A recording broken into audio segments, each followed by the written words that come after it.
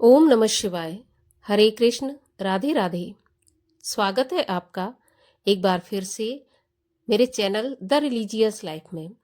भोलेनाथ की कृपा और कान्हा जी की कृपा हमेशा आप पर और आपके परिवार पर बनी रहे।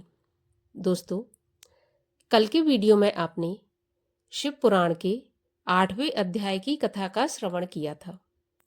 आज के वीडियो में आप सुनेंगे शिव पुराण के 9वें अध्याय की कथा। और ऐसे ही अगले अध्यायों की कथा सुनने के लिए अगर आपने मेरे चैनल को सब्सक्राइब नहीं किया है तो कृपया मेरे चैनल को सब्सक्राइब कर लें। वीडियो अच्छी लगे तो लाइक ज़रूर करें और ज़्यादा से ज़्यादा वीडियो अपने दोस्तों और रिश्तेदारों में शेयर भी कर दें। तो चलिए अब हम शुरू करते हैं शिव पुराण के 9वें अध्याय की कथा। श्री ब्रह्मा जी बोले, नारद, भगवान सदाशिव जब इतना कहकर अंतर्ध्यान हो गए तो फिर मैंने हंस का और भगवान श्री विष्णु ने वाराह का रूप धारण करके सृष्टि रचने का विचार किया। भगवान श्री विष्णु भी अंतर्ध्यान हो गए और ब्रह्मांड से बाहर निकलकर बैकुंठ में चले गए। उनके जाने के पश्चात सबसे पहले मैंने भगवान श्री सदाशिव और श्री विष्णु का ध्यान करके जल का निर्माण किया। उस जल में फिर अंजलि डालकर मैंने उस जल से 24 तत्वों वाला एक अंडा प्रकट किया, जो कि बहुत बड़ा हो गया, जिसके बड़े होने से मेरे मन में संशय उत्पन्न हुआ। मैं फिर 12 वर्ष तक तप करता रहा। इस तप में मैंने केवल भगवान श्री विष्णु का ध्यान किया। 12 वर्ष के पश्चात भगवान विष्णु ने प्रसन्न होकर मुझको साक्षात दर्शन दिए और कहा, हे ब्रह्मा जी, वर मांगो। भगवान सदाशिव की कृपा से मैं सब कुछ दे सकता हूँ।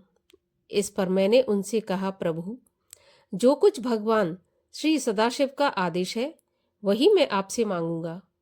अतः आपसे निवेदन है कि यह जो 24 तत्वों वाला अंडा है यह जड़ दिखाई देता है, आप इसको चेतना प्रदान कीजिए। मेरी इस प्रार्थना पर भगवान श्री विष्णु उस अखंड में प्रविष्ट हो गए।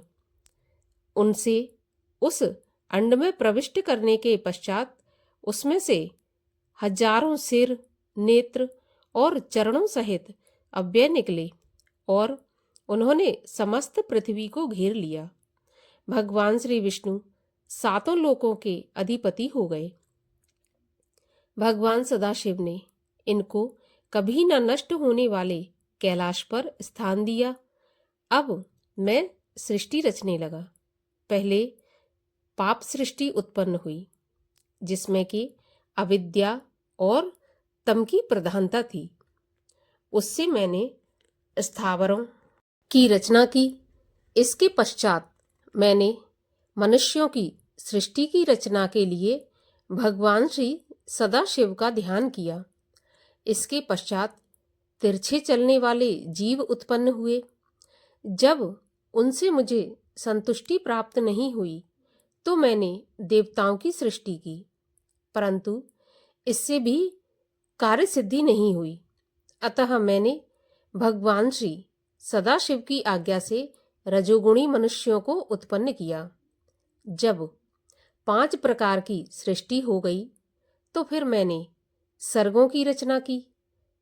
तब महत्सर्ग, सूक्ष्म भौतिक सर्ग और तीसरा वैकारिक सर्ग उत्पन्न हुए।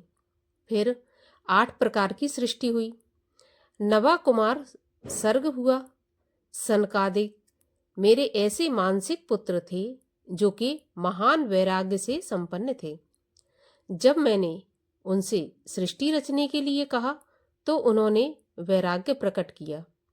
इससे मेरे क्रोध का वारा पार नहीं रहा और क्रोध के मारे मेरी आंखों से आंसू गिरने लगे।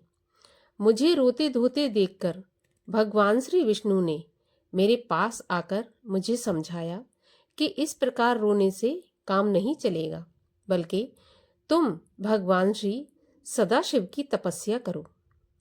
मैंने भगवान श्री सदाशिव की कृपा से मेरे मन में विचार उत्पन्न हुआ कि यदि भगवान श्री सदाशिव स्वयं मेरे पुत्र बनकर अवतार धारण करें तो सृष्टि की उत्पत्ति का कार्य भली भांति संपन्न हो सकेगा।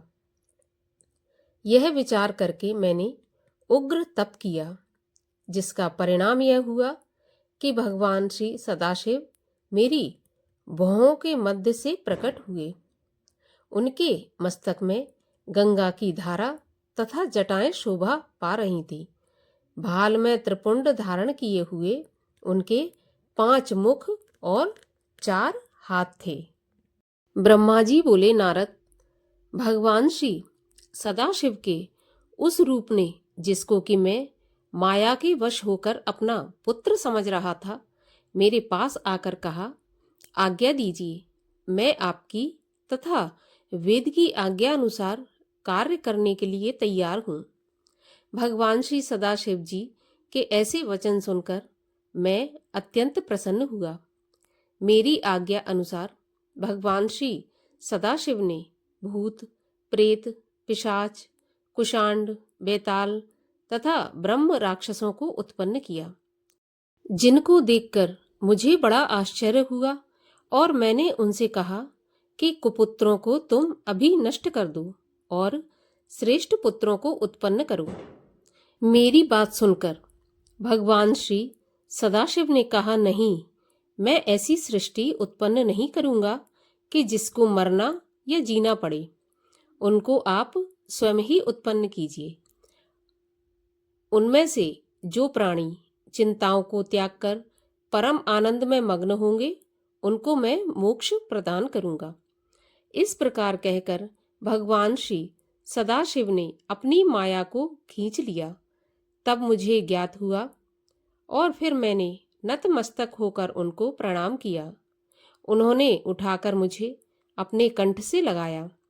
उसी समय सनक आदिक ने आकर उनको प्रणाम किया और स्तुति करने लगे। भगवान सदाशिव ने मुझे सद्बुद्धि प्रदान की और इसके पश्चात नील लोहित भगवान शंकर अंतर्ध्यान हो गए और अपने लोक को चले गए। इस प्रकार से शिव पुराण के 9वें अध्याय की कथा यहीं पर समाप्त होती है। कल हम सुनेंगे इसके अगले अध्याय की कथा। अगर आज की कथा आपको अच्छी लगी हो तो लाइक अवश्य कर दीजिए। साथ ही साथ ऐसी ही और कथाओं को सुनने के लिए चैनल को अवश्य सब्सक्राइब कर लीजिए। तो चलिए, अब मैं मिलती हूँ आपसे अगले वीडियो में। तब तक के लिए हरे कृष्ण।